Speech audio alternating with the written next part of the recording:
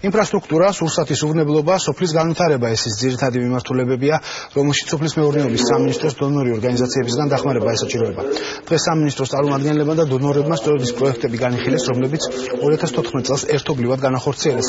ექსპო ჯორჯიაში გამართულ საკოორდინაციო შეხვედრაზე გასული წლის ანგარიშის გარდა სამინისტრომ 2015-2020 წლის გეგმებიც წარადგინა.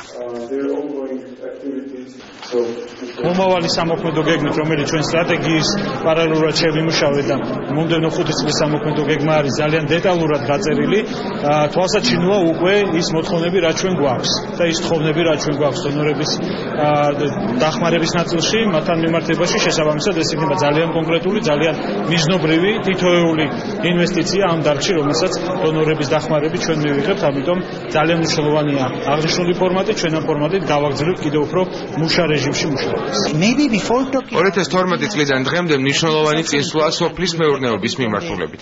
ყველაფერი ეს არის სწორი პოლიტიკის შედეგი, რასაც ახორციელებს სამინისტრო დონორ ორგანიზაციებთან ერთად.